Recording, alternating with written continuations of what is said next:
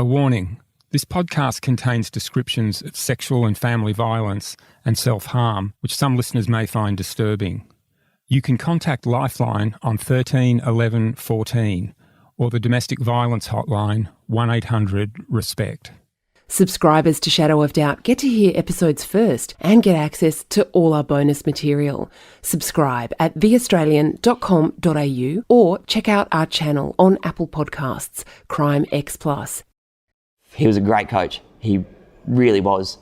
He really pushed me to a really high point. Yeah, he was a hard bloke, that's for sure. But at the end of the day, he was always like a dad. Yeah, sorry. When my parents split up, I didn't even need to ask for a chat. He'd just talk, and it'd be the things you need to hear. It was always good. He was amazing in those terms. He could come across really arrogant and abrupt, but he also had a really soft side. Like, I could go and talk to him about anything. I felt very safe talking to him about anything, and did quite often, and got great advice from him. He was my coach. He was like a father figure to me. Like, I loved him, and he was just always there, and like he always just, knew what to say or knew how to act or knew what to do kind of thing. And so you just felt comfortable. And trainings, well, he, like in a non-sexual way, knew everyone's body type, or like not body type, but body and ability. He knew their abilities in and out. He knew when to push you and when to hold back. He played a father role, for sure. Everyone had injuries, so it wasn't just a set training program that he just threw at everyone. Everyone had different things. He knew what everyone was going through at every different time, or to help you through your injury, or he would do pressure points and massages with us. He was a very loving person, in my opinion, and he always cared for all of us. As a sports coach, Martin Johnson wasn't just admired by the young people he trained. Many of them loved him as a mentor and a guiding light. To join Johnson's squad was a commitment to 6 days a week of punishingly tough training aimed at transforming you into an elite competitor. For many of the teenagers he trained, it was an intense, formative bonding experience in which the squad became a surrogate family that travelled, competed and played together. In researching this podcast, we spoke to a dozen men and women Johnson coached over the years and an equal number of their parents. They all told the same story. He was a fierce disciplinarian, yet he could display deep empathy. More than one person became emotional talking about him. Here's Barry, who recalls how Johnson offered his family support when their 15-year-old son developed a terminal illness. We all thought our son might get better and would resume his position in the squad.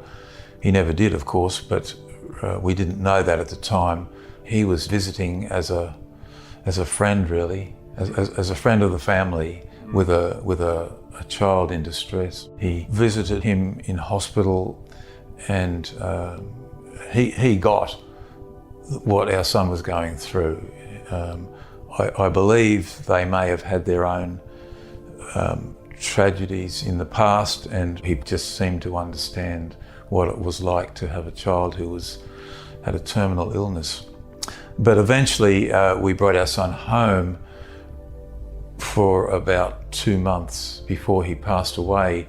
He visited twice a week at least and sat with us and had a coffee, chatted.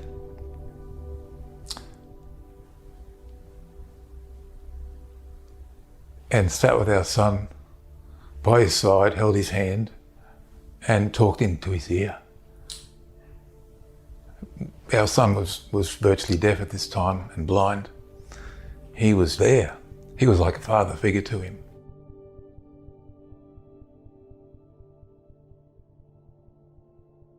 And yet, Martin Johnson had a shadow in his past that none of his admirers knew about. In the 1980s, when he was a high school teacher, 3 female students had accused him of grooming and sexual behaviour.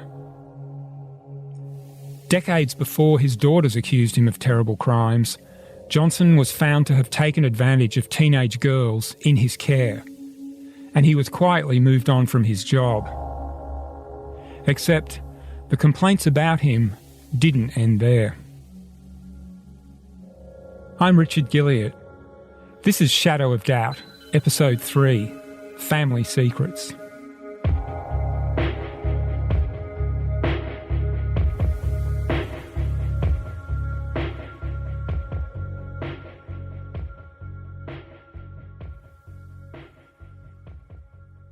Martin Johnson was the kind of teacher whose students couldn't help being drawn to, a former sports star with a cocky air about him.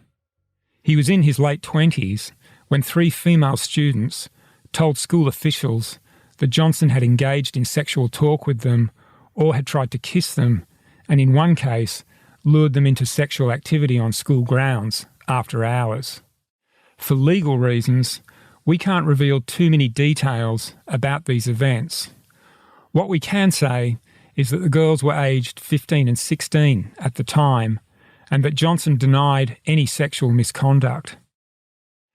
But school officials believed the girls and questioned Johnson's honesty, recommending he undergo treatment. Amazingly, they didn't call for his dismissal, merely suggesting he be transferred to another school, an unthinkable outcome today.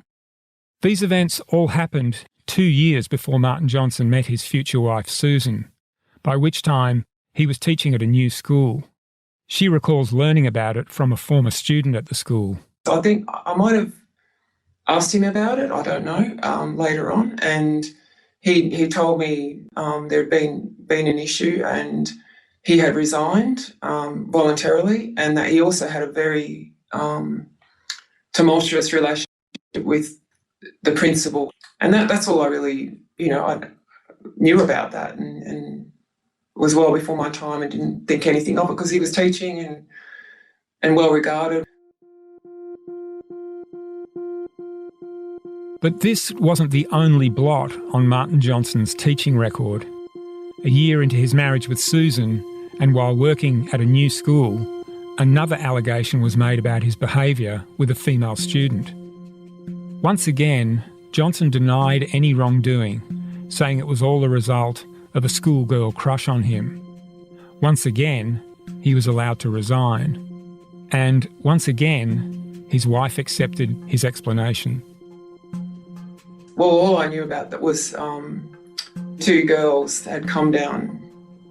I think they were the ones involved in this, had come down to the babysit. He'd often have kids come and stay with us. We'd take kids in, and because where we lived was also a beautiful spot that, they'd come down and enjoy it, and it was good for us to have a babysitter. We could actually have some time together, so that's when these 2 girls came down. I later discovered my mum had said to me that she'd heard the 2 girls speaking quite poorly of me in terms of saying I wasn't good enough for so I'd, of course, gone straight to and then I believe he rang the parents or someone rang her father and he dropped them off somewhere to be collected. Now, as far as I know, 1 or 2 of those girls had then made a complaint to the school. That is all I sort of know about it. I was never told that he had to leave, but it was a decision we'd made anyway, just to get away, or just to have a new experience. Today, Martin Johnson is reluctant to talk about these events, other than to say that he put himself in a compromising position as a teacher. It's difficult to delve too deeply into all this for legal reasons, but what I can say is that the former students who complained about him have since described his behaviour as deliberate and manipulative, with long-lasting consequences. We'll hear a little bit more about that in later episodes. But within the family, This blot on Johnson's past seems to have been explained away without too many questions being asked, as I discovered when I pressed Susan Johnson about it. I'm just curious that, you surely must have wondered, whether his explanations of what had happened were accurate. Did you not suspect that he was acting in an inappropriate way?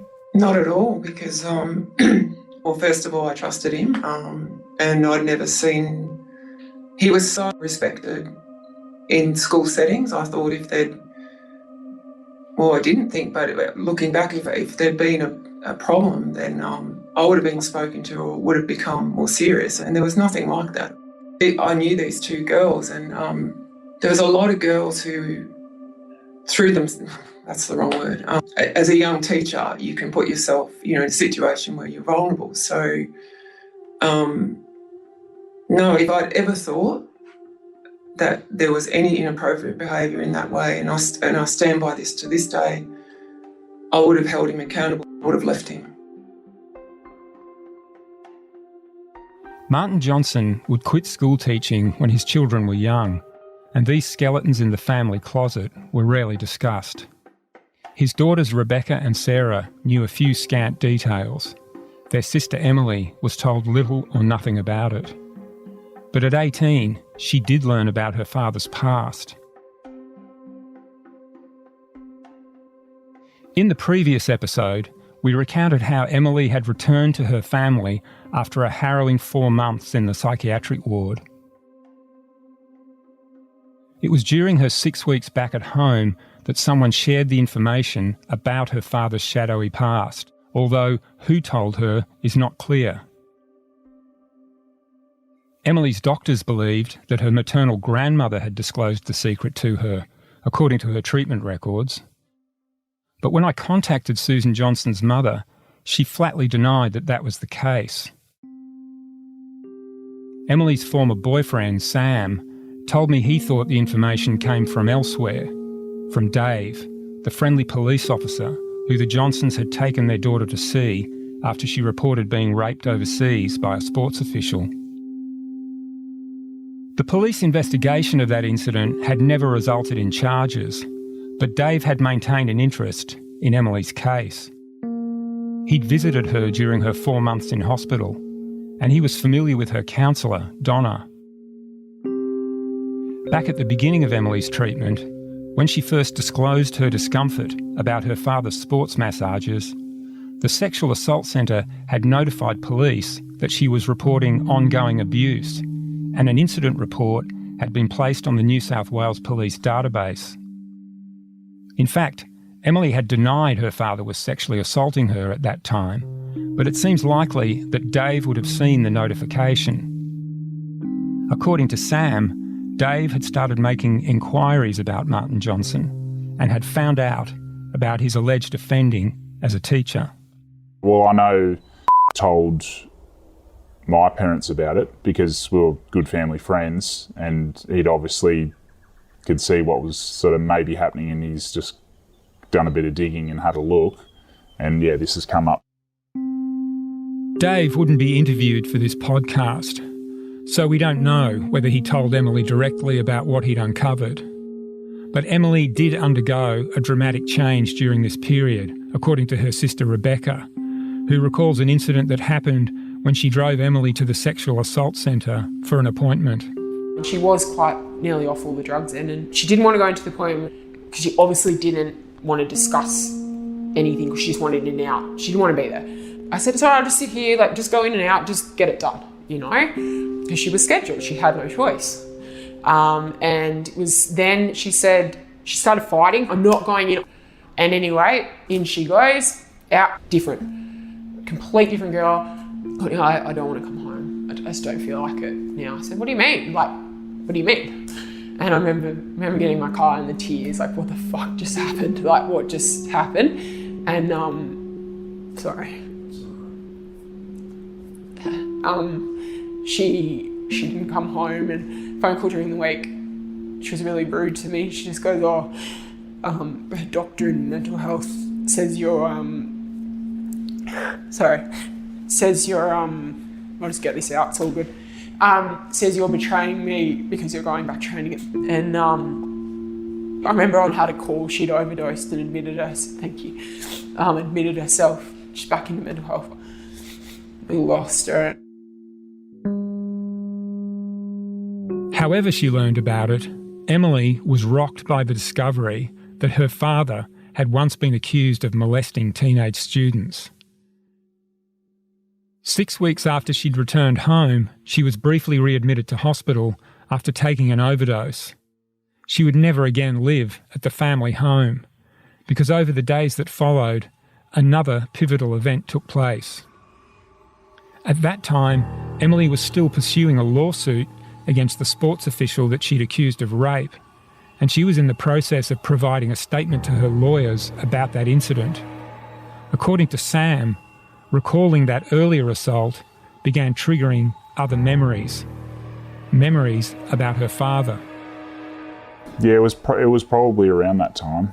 Yeah. Yeah. So, and then it sort of all came out a bit. Did she ever talk about sort of how those memories came to her, like the nature of them?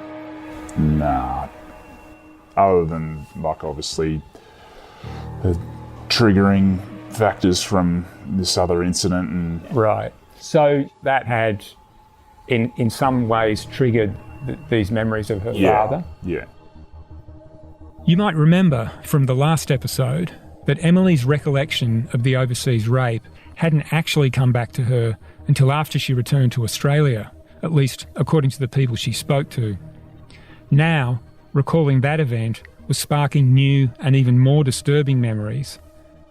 Within days, she was telling her counsellors that she recalled an incident when she was 8 years old and woke up in bed with her father lying on top of her. But she was frustrated because she couldn't remember more. According to the treatment records, which were later tabled in her parents' trial, this was the first specific abuse allegation Emily had made against her father. Within 9 days, she was remembering years of extraordinary violence in which he had slammed her head into the ground, whipped her, and threatened her with a knife. 3 weeks after the overdose, she was again suicidal as she remembered that her father had tied her up and raped her when she was only 7 years old. The medical records note something else. Emily appeared to dissociate when she was recalling these incidents. That word, dissociate, would appear repeatedly in her case records over the next 5 years, and it has a particular significance in psychiatry, which we'll get to later in this podcast. When a person dissociates, they mentally disconnect from their surroundings and might even appear to be in a trance. People who have suffered serious trauma may react this way when memories and flashbacks of what happened cause them to relive the experience. Emily's psychiatrist believed she was experiencing dissociative flashbacks of abuse from her childhood. In a report, she said Emily was flooded and overwhelmed by the memories. Martin and Susan Johnson say they were totally oblivious to these events. Emily's father recalls that a week after his daughter's overdose, she turned up unexpectedly at the family home with Sam to collect some belongings. Their last conversation had been an ugly argument about Sam sleeping over at the house. And Martin Johnson says he had resolved to distance himself from the family and work overseas in the hope that it could heal the conflict.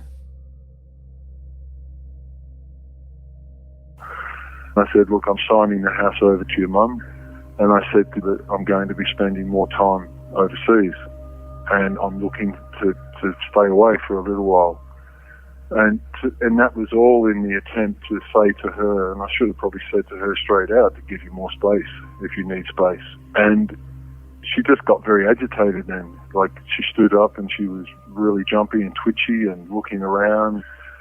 And that's when she just looked at me straight in the eyes. That's when she made the comment to me that I'll make sure no one ever believes you again.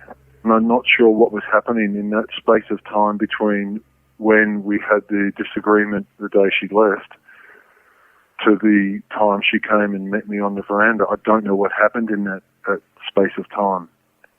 I don't know. It was only after the Johnsons began speaking to me from prison that I realised how little they'd been told about what was happening inside the hospital and the sexual assault centre.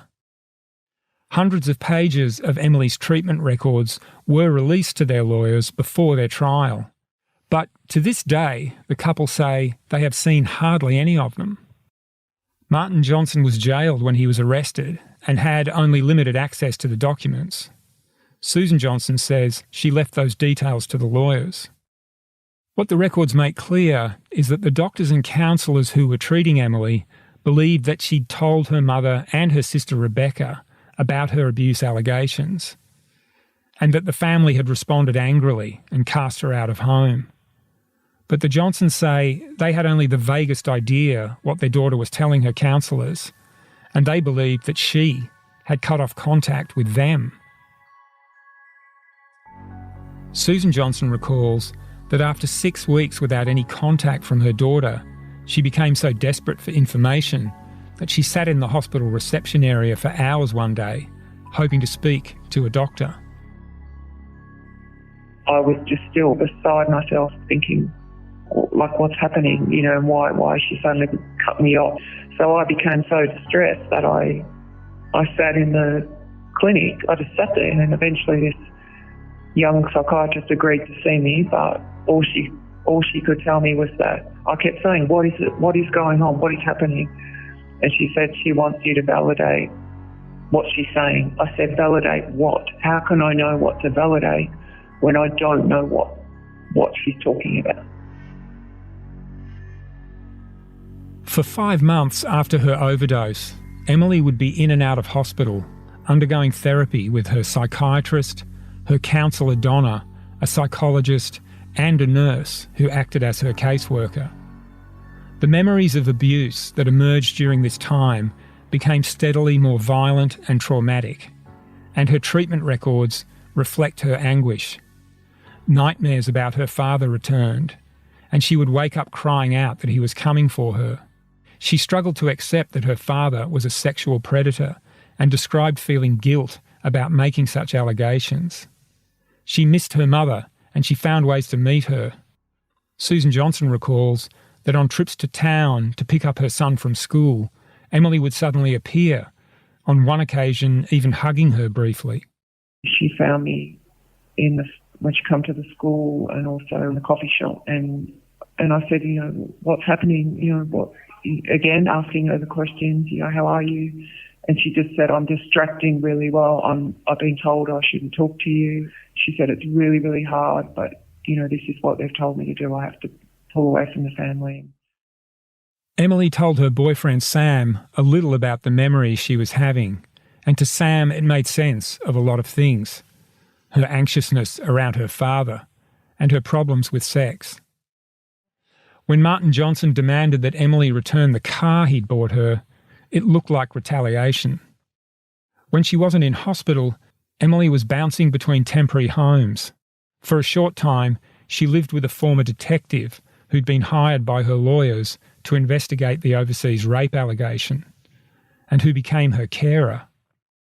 She experienced continual anxiety about going to therapy, her doctors noted, and some of her suicide attempts seemed to be tinged with defiance. On one occasion, she telephoned the hospital and let it be known that she was running to a notorious local suicide spot. Police intercepted her before she got there, and on readmission, she told a nurse, "I did give you a warning." 2 months later, she absconded from crisis accommodation after telling staff of her intention to run to another suicide spot, where police again retrieved her. Her dissociative states were getting longer and more frequent, and she told doctors the intrusive thoughts about her father were unbearable.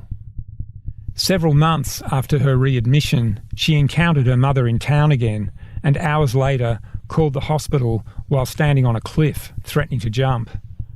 Her treating psychiatrist, the young doctor who had taken over Emily's case 7 months earlier, shocked some of her colleagues by rushing out to the location in her car. Dr. Williams, the psychiatrist we heard from in the last episode, saw it as a worrying breach of hospital procedures and doctor-patient boundaries. That's when I and the coordinator really of the community mental health said to each other, this feels inappropriate. It doesn't happen that a treating psychiatrist jumps into the car to go and see a patient out at... The same concerns worried senior nurses on the ward. I got to work and I remember one of the staff saying, oh, you know, doctor's just driven off chasing after this patient. I said, what? And I said, quick, call the ambulance. So I got them to call the ambulance because I was in charge that day, and, you know, I let the unit manager know what was going on because I thought it was really quite bizarre that she had taken it upon herself to drive out to where this girl was going and allegedly, I guess, try to save her, which is a really sort of, well, it's fraught with sort of problems and possible disaster, really, isn't it? That sort of thing. That's Catherine, the former psychiatric nurse we also heard from in episode 2.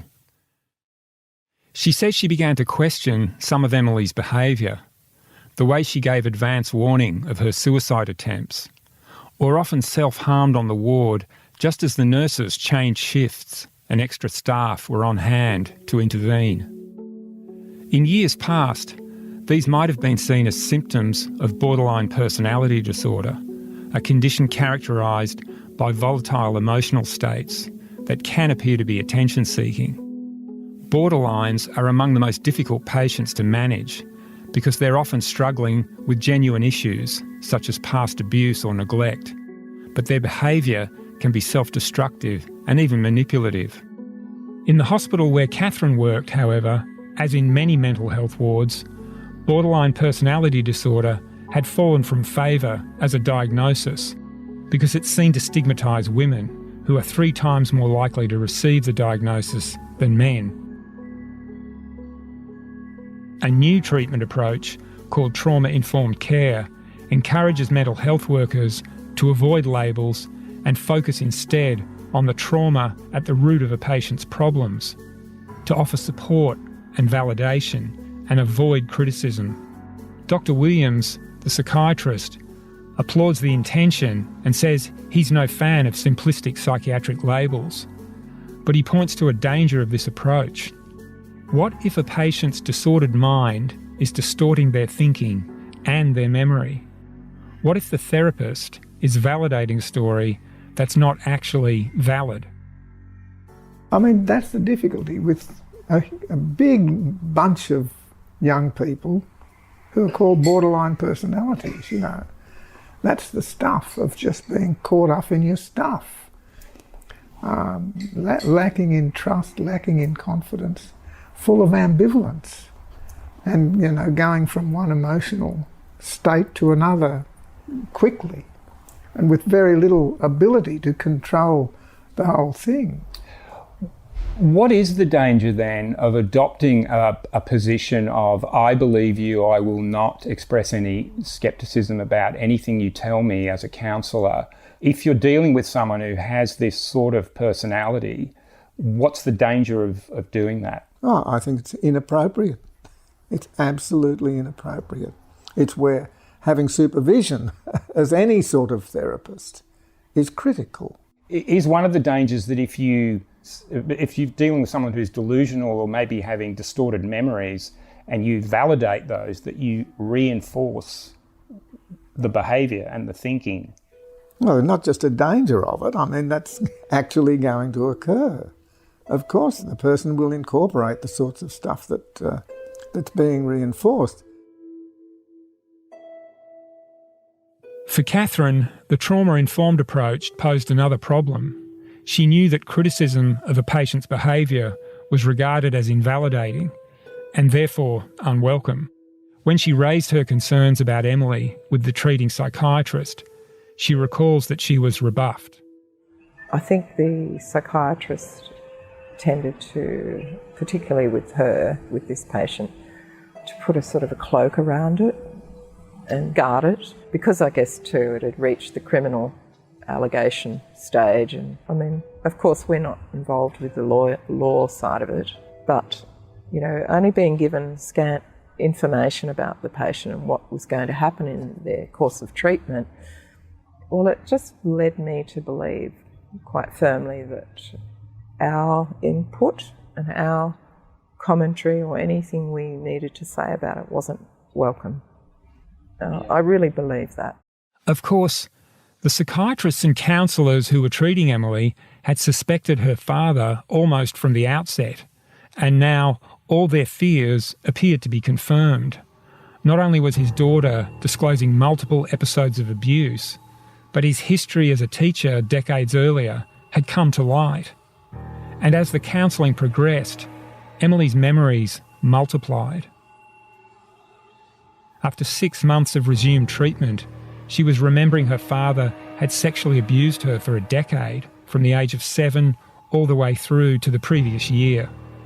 Doctors described her as tearful, childlike, and dissociated much of the time. She was beginning to question why her mother had not intervened, because she now remembered her father abusing her at home while Susan Johnson was in the house. And it was around this time that someone re-entered Emily's life in a way that would dramatically escalate events.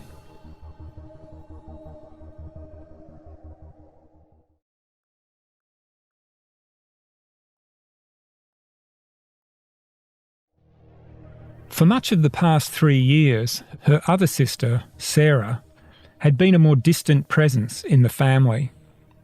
As a teenager, Sarah had moved overseas to pursue her sporting ambitions, confiding to friends that she needed to escape her father's demanding discipline and the relentless competition with her sisters. But the move hadn't worked. She'd been lonely, and she'd returned home after only 18 months, asking her father to resume coaching her. Sarah's sporting ambitions had faded after she got back, just as Emily was emerging as a potential Olympian. It was an extremely touchy subject with her, according to a number of people I spoke to. Sarah rarely visited Emily in hospital, and a former boyfriend of hers told me he couldn't recall her actually mentioning her sister's troubles. Martin Johnson remembers that Sarah was among those who questioned the rape allegation Emily had made against a team masseur. She was incredibly critical of her, saying that this didn't happen, etc., that, you know, it's all made up. You know, she's always telling stories. She's always making stuff up. So she was very negative, and was actually quite reluctant to go and visit her in the mental health unit. The Johnsons' other daughter, Rebecca, also remembers it that way.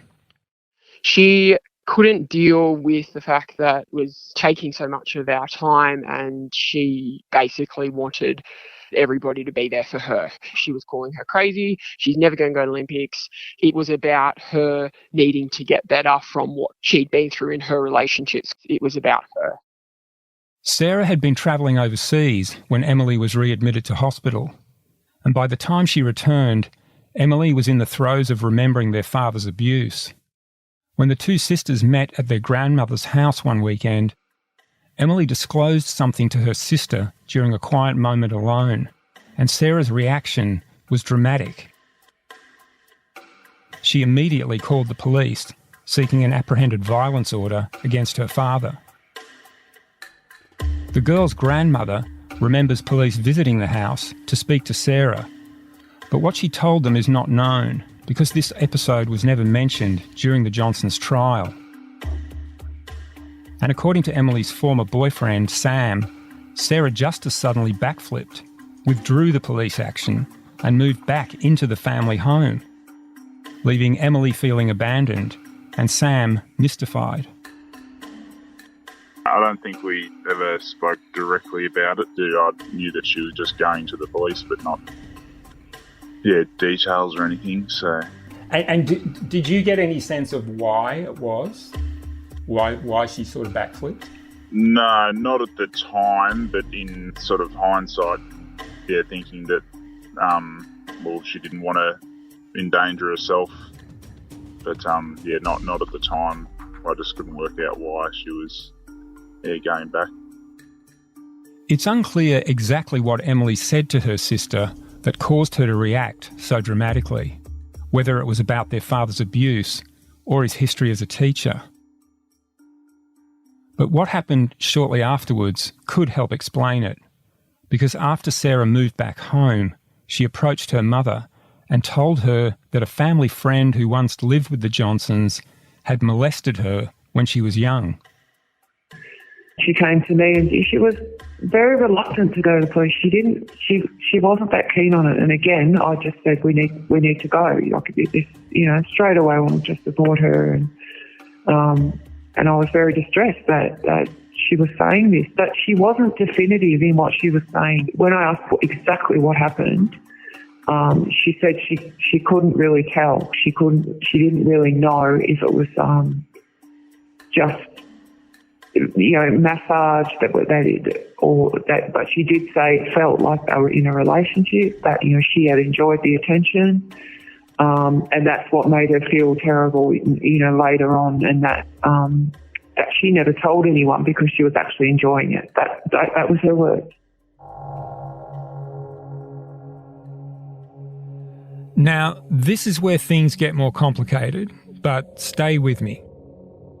The family friend was a man that we'll call Bill Newman, a swimming instructor at the local pool and a businessman with a dodgy history. Newman had taught swimming to all three of the Johnsons' daughters, and in the process, he had befriended the family.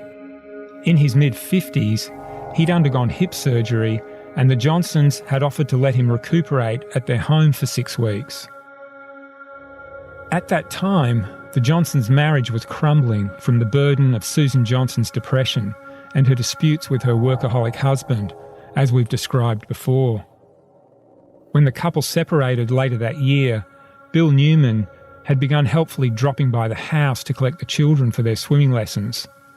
Soon, he was helping around the place and telling Susan about his financial troubles.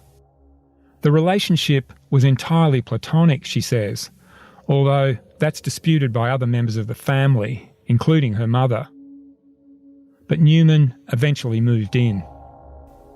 It was a very difficult time for me after, I just really had come back from my breakdown and losing the children, and I was really working hard on myself. And he was older, he was, and he needed somewhere to stay. At that stage, he was really pleading his case. I just thought, okay, he can sort of stay there for a while till I get on my feet and help out with the girls. Susan Johnson could not have known that in his late 20s, Newman had been found guilty of aggravated assault of a woman, or that he'd recently been arrested for savagely beating a teenage boy who'd been stealing golf balls from a driving range, or that a local family were pursuing him for defrauding them of $2 million. Nor could she have known that Newman's suspicious behaviour with children at the pool would eventually spark multiple reports to police. But she did come to find his presence in the house a problem, in particular his over-familiarity with her daughters. 9 months after he moved in, she told him to leave, and months later she reported her concerns to police. Now, 9 years later, her worst fears about Newman seemed to be confirmed by Sarah's account, and she took her daughter immediately to police. Over the course of 2 days, Sarah gave a statement describing how Newman began fondling her during swimming lessons as a young girl, and then began molesting her at 13 when he conducted sports massages at her home. Here is part of her account. I would lie down on my back and he would massage the abductor muscle, which is located between my legs and the upper thigh region. I would feel excited and aroused. I liked what he was doing and how it made me feel. Now knowing what I know about my body's reaction, I know that I was experiencing an orgasm. Looking back on these massage sessions, I know I liked what he was doing and I feel guilty for letting it happen. The guilt Sarah described is not uncommon for victims of child sexual assault, and it can cause enduring feelings of confusion and shame. And Sarah's account to police is backed up by a relative who recalls that in her early teens, Sarah confessed to her that she was having sexual relations with a swimming coach. Sarah's police statement described Newman's grooming behaviour, how he lavished her with praise and gifts and called her my love. Eventually, he began coming into her bedroom at night to sexually assault her. She told police she'd regarded Newman as a father figure, and she now recognised the overwhelming impact of his abuse on her life and her relationships. Not long after she finished that statement, Sarah wrote a long email to her father, who was working overseas. She said that she was feeling settled after moving back into the family home with her mother and brother. She told him she was sleeping in her old bedroom and that she was keen to reconnect with family and resume her sporting career. The email ended with 3 words: "Love you, Dad." In early December, she followed up with an excitable message littered with exclamation marks, anticipating Martin Johnson's return for Christmas. Daddy, lots to tell you. Can't wait to see you. I'm coming home on Sunday as I'm not working. Less than 5 weeks later, Sarah returned to the same police station where she'd recently given her statement about Bill Newman. This time, she spoke to a different police officer and gave a dramatically different account of her life. She denounced her parents, likening them to cult leaders who drove their children's sporting pursuits with brutal discipline. She described her mother Susan as a drunk who would pass out on the floor of their home, and she said her father was so violent and controlling that he'd once punched her in the face 4 times and had locked her in the garage on a weekly basis. She described her family home as a sex house where nudity and inappropriate sexual talk was constant. She said this: I am absolutely terrified of my father and always have been. I moved out of the family home in August, and ever since I've been hyper-vigilant about looking out for my dad. Neither of my parents are aware of my new address or my mobile phone number. It has got that bad that I even changed my surname. The statement was 12 pages long, and 8 of those pages detailed Sarah's most serious allegations, covering the period from when she was 14 to 17. In detail and at length, she recounted how her father had sexually assaulted her repeatedly when he gave her sports massages. Shadow of Doubt is a podcast investigation from The Australian. It's written and presented by Richard Guilliatt and produced and mixed by our multimedia editor, Lia Tsamoglou. I'm Editorial Director Claire Harvey, host of our daily news podcast, The Front, where you'll hear our journalists talking candidly about their stories. You can listen to The Front on your smart speaker every morning. Just say, play the news from The Australian to hear the latest episode. Subscribe to our channel CrimeX Plus on Apple Podcasts or search The Australian wherever you get your podcasts. And you can check out all our journalism anytime at theaustralian.com.au. In the next episode of Shadow of Doubt. There's a long history of lying which we are now legally trying to bring out, which has been quite distressing for me as her mother. Yeah, I just said, this is ridiculous. This is a circus.